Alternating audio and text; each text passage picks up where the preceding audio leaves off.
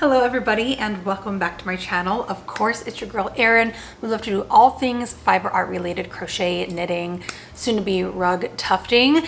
But I'm really excited to sit down and just kind of showcase my latest creations over the last 2 months. I try to do this every single month, but sometimes I don't feel like I have enough products or finished items to show you guys. So this is gonna be a really fun recap from February and March of 2023. And if you guys are not already subscribed to my channel, take a second, do that, support my channel, support me and my small business. We are trying to hit 100K. I also have an Instagram and a TikTok. Your girl's on TikTok now making more short form content. Let's just go ahead and start in any order. I guess I'm gonna start with the thing on top. As you guys have probably seen here on my channel, I just recently launched or created this new tutorial for a really cute, like lacy bolero shruggy. So this is what she's looking like. I guess you guys could call this more of just like crochet sleeves. Now the top does rest just above my chesticles, but she is full length, and this was such a fun tutorial to put together because I happened to use a really fun lacy crochet stitch. So as you guys can see, there is an overall diamond pattern or diamond theme that runs throughout, but then there are these really gorgeous chained sections that help to make that little diamond stitch stand out. Now, as for the basics of this little gray number here, I believe I used the Karen Blossom Cakes. I will go ahead and leave the info here on screen. It's a really wonderful fiber. I highly recommend this to you guys if you guys would like to try out some new spring summer fibers. If I can remember correctly, I believe that this is a 60% cotton and 40% acrylic fiber. So it makes it really great for the warmer or semi-warmer months. Of course, the acrylic is going to keep you comfortably warm and soft to the touch, but the cotton allows for a lot of lightweightness and breathability to whatever you guys are making. So this is the number. She does have a good amount of kind of grayish and white colors that run throughout the entire fiber, but for what it's worth, I am a huge fan of this yarn. There is ever so slightly just a little bit of fuzzing to this fiber, but I think that's what lends to the overall softness. This only really took me about a whole day's worth. Now, depending on how large or how small you want to make this, it will take you more or less time, but it's a really simple pattern because you just have a rectangular front and back panel as well as rectangular sleeves. So there's nothing too crazy. There's no increases or decreases. The pattern just kind of repeats over and over. So going along with this little number here, I also decided to make a second color option with this really gorgeous teal blue shading. Now, believe it or not, although this looks very similar to the first shruggy or sleeve, I believe I actually used the Loops and Threads Natural Marl. Now, Natural Marl for me is kind of a tough pick. You kind of have to find the right project that you want to use the yarn for. I decided to kind of test around with different patterns before I made this, and I found that with the Natural Marl, it is best used for more lightweight projects. And fortunately for me, something that has a lot of lace and it's kind of open and has gaps in it, this fiber lends the best towards this. I don't know really what it is about the fiber, but if you guys are trying to make something that's very dense, it almost ends up too stiff to the point where like there's no shaping, there's no flow, it's just a straight brick. So if you guys are in the market to use up some of your Natural Marl, this pattern is definitely the way to go. And just look at this color base, it's absolutely stunning. I will also note that with the Natural Marl, there is a ton, and I mean a ton of fuzzing.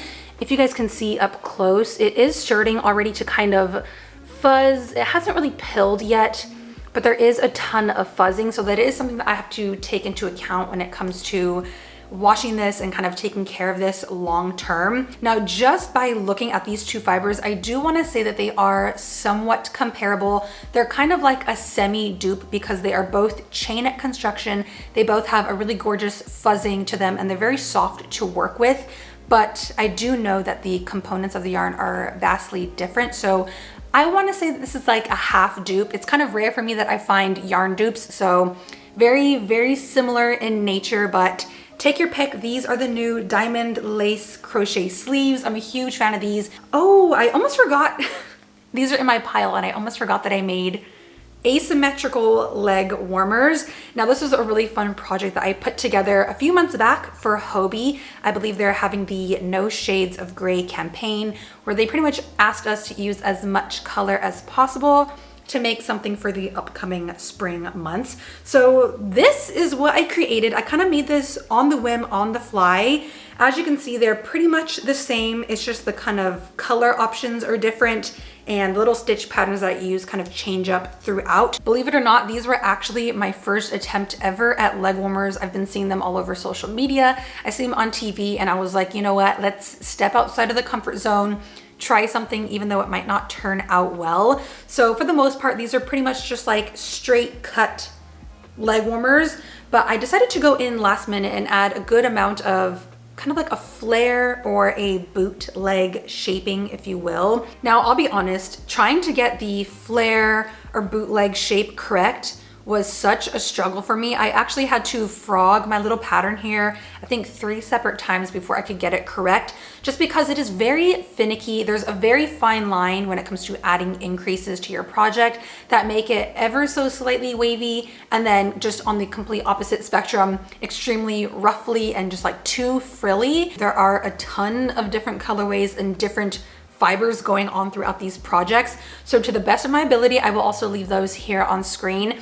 But I used a really fun mixture between some Friends extra fine merino wool. Now, some of these sections, I believe I did double strand just because the sweet tweed is like a number 0 lace weight yarn, so it's pretty darn thin. But like this section right here is the sweet tweed. I also used it right here, and just a few other sections throughout. So there's a really fun mixture of fibers, and I decided to finish off my cute little leg warmers here with a slight bit of ribbing at the very top, as well as just a little drawstring, because these do tend to kind of get stretched out and fall off of my legs. So I do want to make sure that these are secure and they're not going anywhere. I actually had a handful of people DMing me about these leg warmers in particular, so I believe I will be listing these on my website if you guys are interested in purchasing them. There's only one of one, so go check these out, you know, before they're gone. Leg warmers completed. Now, honestly, I only have a few other projects, which is kind of sad, but to be honest, some of these did take a little bit of time. So I want to throw it back to something that I just recently created, and it is this really gorgeous faux fur cropped cardigan. Now, I wasn't too sure what type of project I had in mind when I purchased all of this yarn, but I do know that I wanted it to have some type of like a 70s BG vibe, or kind of like a Clueless vibe. So this is what I've ended up with, and if you guys watched my most recent video, I'm gonna go ahead and leave the link here. This was an extremely easy make. I actually made the pattern a lot easier than I was intending. So very similar to like my other cardigan patterns, I just started off with 2 front panels, and they do have a few rows of decreases up at the shoulder section. As for the back panel, we just got a big fat square, okay? Nothing crazy, nothing fancy. As for the arms, no increases, no decreases. I just started working in the round and made them as long as I could. Now, the really fun thing about this project is I decided to use 2 different fibers that I have never used before. I use the Red Heart Super Saver brushed. Now, this is a really, really fun type of fiber if you guys are in the market to kind of expand out from standard acrylic fibers. Although this is 100% acrylic, it is a brushed fiber in its nature. So it does have a ton of fuzzing and fluff to it. It feels very, very creamy and soft to the touch. You guys could honestly use the Red Heart Super Saver brushed to make baby blankets, baby clothing. I would love to purchase more of this and just make skirts and dresses. It's a really fun fiber, and it's extremely affordable. So big, big fan of this fiber right here. On top of that, the star showstopper of this entire cardigan is the faux fur or faux feather fiber. I believe that this is the Lion brand faux feather. And if I can remember correctly, it's actually a 100% nylon fiber. So if you guys can imagine, this stuff feels like butter. It feels like cashmere. It's so incredibly smooth to the touch. It almost feels like nothing is there. I'm gonna bring you guys in nice and up close just to show you and exaggerate what this texture fiber looks like. So as you can see, she is very, very fluffy and just so stunning. I love that instead of like a faux fur, it definitely has more of like a feathered texture nature. So I am a big sucker for the faux feather yarn, but I do want to note, I had some people DMing me and leaving comments asking, realistically, what is it like to work with the Lion brand faux feather yarn? And I will be honest with you guys, it was rather difficult. For the first row of stitches, it seemed pretty easy. For the most part, I was able to see my stitches, but as you begin to work row after row, the faux feathers really kind of take over and make it nearly impossible to see your stitch. I've been crocheting for almost 20 years now, and even for somebody like me, it was pretty difficult to work with. So my advice to you guys when it comes to using something that is this textured is to really rely on your sense of touch for every single stitch. Although I can't quite see where the base or the top of the stitch is, I will use my fingers to kind of feel around and like search for those two top stitches, kind of push your fingers through and find those gaps. And that is where I will place my stitch. So that is a con when it comes to working with the faux feather yarn, but on the flip side of that, the pro to this fiber is that because it is nearly impossible to see the stitch definition and just see where your stitches are, in case you guys happen to misplace a stitch, okay, you pick up only the front loop, only the back loop, you place it into the stitch instead of through the two top loops, no one will be able to tell. So it kind of helps to just gloss over any crucial errors or stitch errors that you've made. And honestly, I will guarantee you guys, I probably did miss a stitch here and there. I definitely misplaced a few of them, but are you able to see? I don't think so. I think it pretty much hides it throughout all of the texture. So pros and cons to it. It is difficult to work with, but it will seamlessly hide any of your errors. Now, I will also mention that for the faux feather, I decided to double strand with this fiber because I wasn't sure if it was going to be thick enough to only use one strand. So these cuffs are pretty darn thick. Okay, she's stiff, but she is very soft. So in case you guys are still living somewhere that is very chilly and windy and rainy or even snowing, this would be such a fun fiber to make a whole sweater out of. It will definitely keep you warm and block out any of the wind chill or any of the cold. And I mean, do I have to say more? Okay, she's clueless, she's cute. I also added like a little tie front here to hold my chesty besties in place when I'm wearing her. So at the moment, I'm having fun wearing her and showcasing her, but I have a feeling that I might also list this one-of-one creation on my website. So if you guys are interested, DM me in case it is not up on my website yet. Fun little creation. I'm really happy with that one. We're coming down to the last few makes. Some are larger and a few of these are smaller, so I do want to touch on everything. Now, I also recently created this cute little cropped cardigan. At the moment, I am working on finalizing and creating a new tutorial for you guys, very similar to my raglan top-down sweaters. I really wanted to work on another very beginner-friendly top-down or raglan cardigan. So same, but you know, the cardigan, we have the opening in the front. So I decided to use a bunch of my leftover yarn and fibers to just kind of whip up something and test out the pattern. And I'm so happy to say that on pretty much the first go, I got the pattern down. So y'all know tutorial is coming very soon, and I'm really excited because I also plan on using my own hand-dyed yarn to create the tutorial. But she has a really fun kind of fit and flare.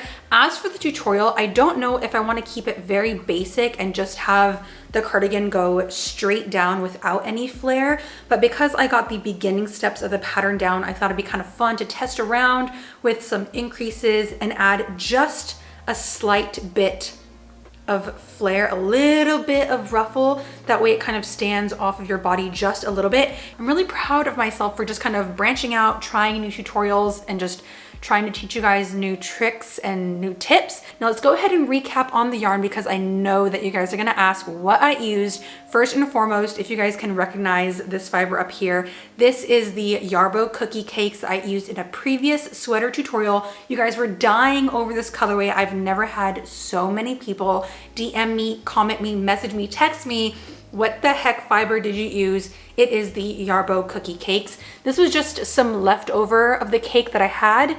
And I believe that at this point, this was really only like 200 yards worth. So I was able to use up the rest of my scrap yarn. On top of that, for the flared section, I used more of that Hobie Sweet Tweed yarn.